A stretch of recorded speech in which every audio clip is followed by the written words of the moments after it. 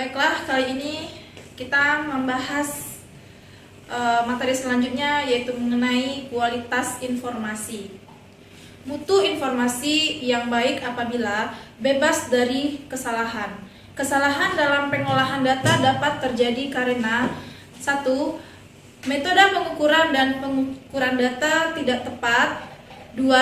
Tidak mengikuti prosedur pengolahan secara benar. Ketiga, ada data yang tidak terolah atau hilang. 4. Pemeriksaan data atau pencatatan data yang salah. 5. Dokumen induk yang salah. 6. Kesalahan dalam prosedur pengolahan data. 7. Kesalahan yang disengaja oleh manusia.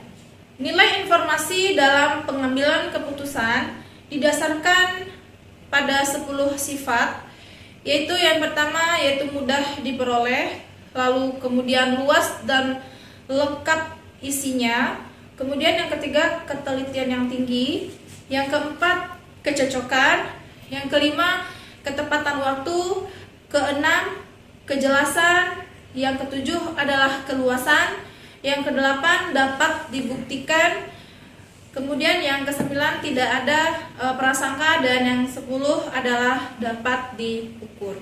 Kualitas informasi dapat dipengaruhi dalam beberapa hal. Yang pertama yaitu relevan. Informasi harus memberikan manfaat bagi pemakainya.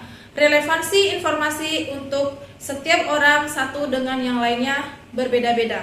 Sebagai contoh, informasi mengenai sebab kerusakan mesin produksi kepada angkutan perusahaan adalah kurang relevan dan akan lebih relevan bila ditujukan kepada ahli teknik perusahaan.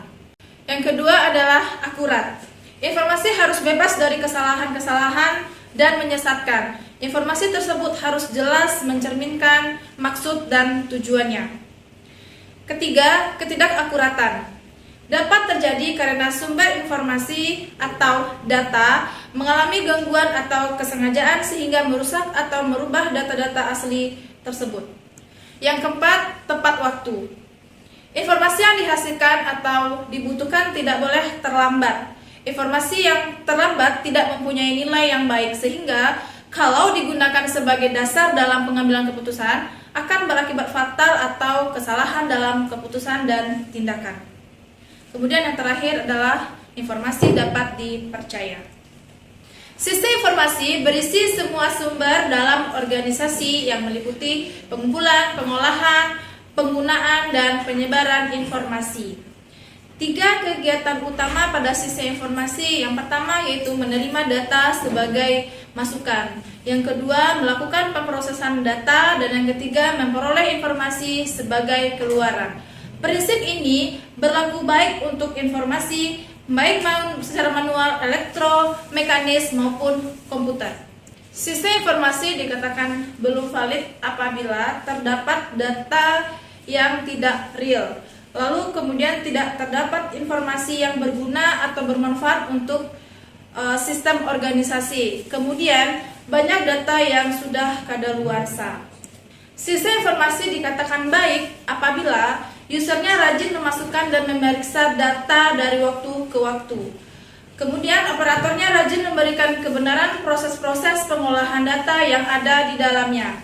Kemudian yang ketiga, pimpinan atau manajer mudah untuk mengakses data informasi tentang kinerja sistem melalui keberadaan sistem informasi serta berdasarkan data yang akurat dan mutakhir.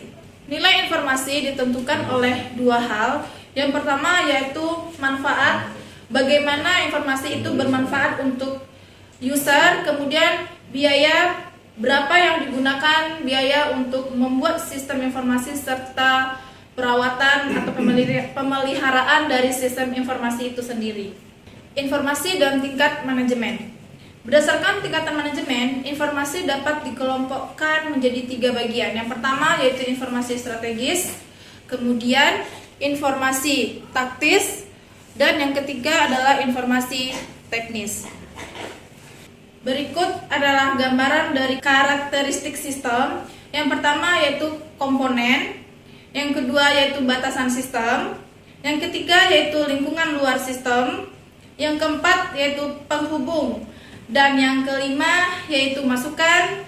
Kemudian yang ketujuh adalah proses, yang kedelapan adalah keluaran, dan yang terakhir adalah sasaran dan tujuan.